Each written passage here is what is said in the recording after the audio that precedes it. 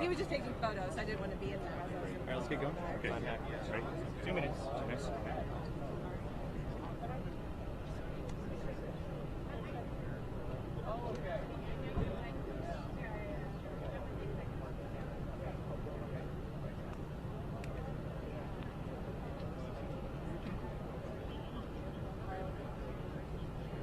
What's up, sir?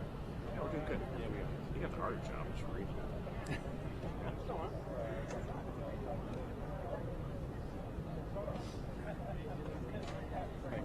Watch time, of course. That's okay.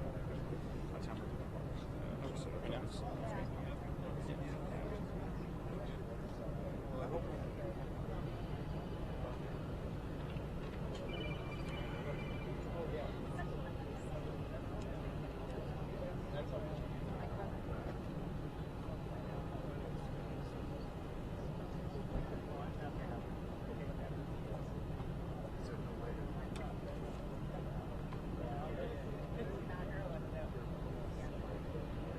You have any mobile devices, things like that, you might want to silence them now. We've got 1 minute.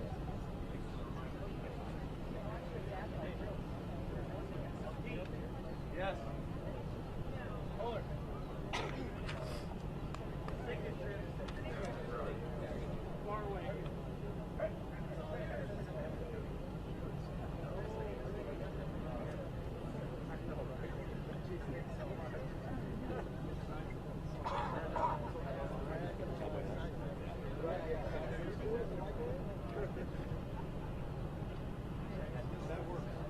We're good?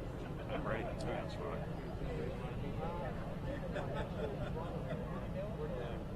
Good, good.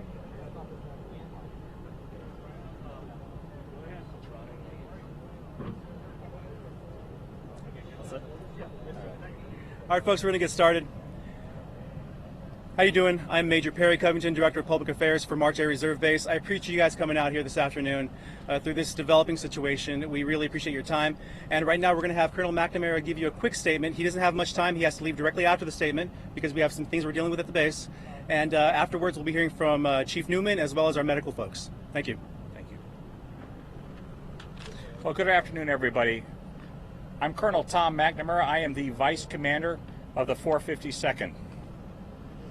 I want to thank you for your time and consideration as we continue with our process to provide you with the most accurate information.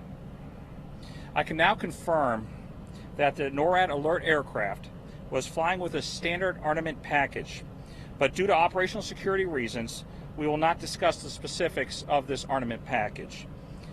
Military crews have secured the armament package, which will be properly disposed of in accordance with Air Force policy. We expect that to occur later this afternoon. Through the amazing partnerships we have with our civilian counterparts, we have been able to make great progress with our recovery efforts and look forward to continuing that progress in the most expeditious and safest manner possible. We want to thank our local residents and business partners for their patience and understanding as we continue through this process. Thank you very much.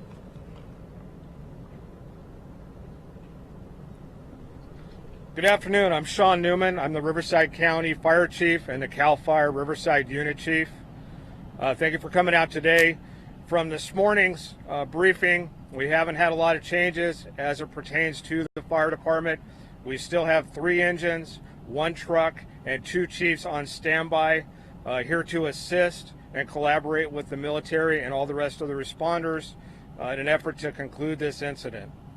Just to recap, yesterday, my agency responded at 15:45 to a reported aircraft down, unknown of type.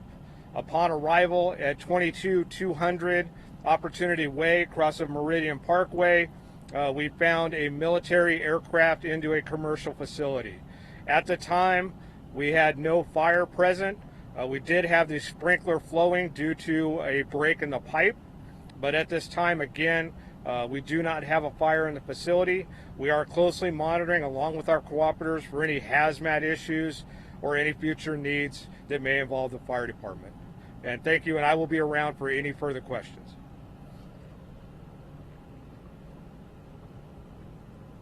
Good afternoon. I'm Dr. Michael Masiska, I'm the medical director for Riverside University Health System for the emergency department. I also oversee our disaster response, and we want to thank our local EMS agencies, CAL FIRE, AMR, the Riverside Sheriff's Office, our Air Force partners, and EMD. We felt that the response yesterday was handled incredibly well. It was a team effort, and in light of the event, we feel very fortunate and blessed by the outcome, and very pleased with the response of our EMS agencies and partners, and very pleased with the response of the medical center. We do train for this regularly. In fact, we train with our Air Force colleagues on a regular basis for this exact scenario, and we prepare for, when we do those trainings, as many as 50 or more patients at a time. And so yesterday we received 13 adult patients. 3 of them were trauma activations. Our trauma team was ready in advance and present, and we had 4 trauma surgeons present with our emergency department, physicians, nursing staff, techs. We brought additional nursing resources down to the emergency room. We brought patients that were in the emergency room upstairs, and we were prepared for actually a much larger scenario such as this. Of those patients, 3 were admitted to the hospital, and 10 were treated and discharged in good condition. And we're very pleased with the outcome there. So I'd like to have Leah Patterson, our Assistant Clinical Nursing Officer who was on duty yesterday, describe a little bit more for you about the events that took place at our facility yesterday. Thank you all for having us. It was an event that we all planned for, and we all work towards and hope that never happens. But we were prepared, and as soon as we heard what was happening, we did not know the extent of what it would go to, but we were prepared to take, like Dr. Masiska said, upwards of 50 patients or more. That, and with the partners in our community, because we also have a lot of community EMS partners, other hospitals, everybody was on alert that if we had to transfer to the hospitals, they would be ready as well. Everybody was ready, and thank God for the outcome. It was a good outcome for an unexpected incident. And Dr. Brenner is the trauma surgeon that was on duty yesterday. She actually took care of the 3 trauma victims or patients, and we'd like for her to describe their condition. Thank you all for being here. My name is Megan Brenner. I'm one of the trauma surgeons at Riverside University Health System Medical Center. So we want to thank everyone who helped bring us these patients. I can tell you the institution responded in a fantastic fashion, likely thanks to the training and disaster response training specifically in these scenarios that they were prepared for. We were able to activate and mobilize the resources rapidly and appropriately. We were able to treat anyone and everyone that came in. The patients are all in good condition, and we're happy to report that they're stable at this point. So again, thank you to everybody who helped bring us these patients. They are doing well. Thank you. Can you elaborate on the injuries you saw and you treated? So at this time, I can tell you that there were no life-threatening injuries and that all the patients are currently stable. 3 are still in the hospital? 3 are still in the hospital? So again, all 3 patients were stable. They're still currently stable and in good condition with no life-threatening injuries. Has the pilot been released from the hospital? Again, everyone is in good condition and doing well. Is there a reason why you can't say that? It is our responsibility to protect the patient's personal They have a right to their medical history. I can certainly assure you that he is doing well. So how many were treated and released then? There were 10 were treated in the emergency room that were able to be released from the emergency room. Okay, and 3 were not treated and released. Correct. Yeah. There's some discrepancy. Initial reports that 6 deputies were hospitalized, and then we were told later today that they were treated at the scene and never hospitalized. Were they treated at the hospital, or So- who's in the 13? Yeah, so we had, of the 10 that were released, some of them were first responders, and they were treated, and some of them went through a decon process, and it was related to some fume exposure, some debris that were on scene, and they were observed for some time at the hospital and released from the emergency room. Is there a specific number on the deputies that were treated, or first responders? I don't think we're releasing that measure of information yet. Is the pilot out of the hospital?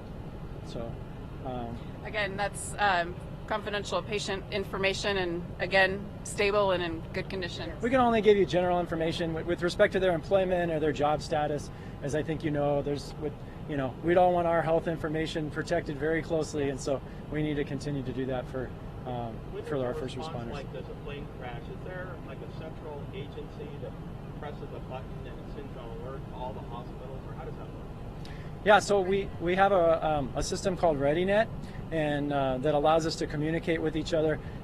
It's actually a very neat system, and when we see a report that comes across the radio, we have multiple hospitals throughout the county that are designated as base stations, and they communicate through this, but then they also include the community hospitals as well, and the hospital will respond. So if a mass casualty incident is identified, that report will go out to all the hospitals, and then the hospitals can report back to what their capacity at the moment is to allow our EMS responders on scene to most appropriately send those patients to the right facility. So as the closest trauma center, we were receiving more of the trauma patients, but we also have the ability to do the decon process, and we're closest to this incident.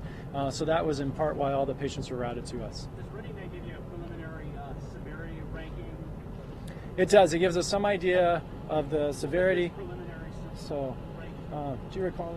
We're the base station, and so we input that information. So when we put it in, it's very vague in the beginning. And so pardon me? What's the rank? The ranking at the time, we didn't rank it because we didn't know the severity. So as we got the patients, what we did is we put out that there was an MCI, that there was a plane crash, and that we could be expecting victims, and that we just enlarged it as it grew so that the other hospitals would know that if we couldn't handle the volume, they would be ready to take them as well. Was there ever the thought that you guys wouldn't be able to handle the volume? We didn't know because we didn't know how many there could be. You never know. We assess that situation minute by minute. Every time a radio would come in, we would look at how many empty beds we had, how many trauma surgeons, how many emergency surgeons, and all of the staff that we had. And then we would say, we're still good, we're still good. And so we were able to handle the volume at that time.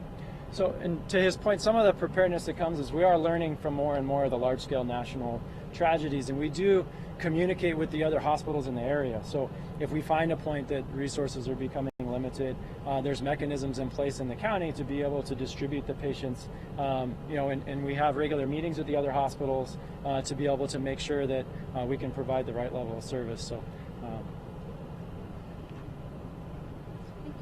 right, thank you guys. Do we have any other questions for our mission partners before we get going? How long is the freeway going to be closed?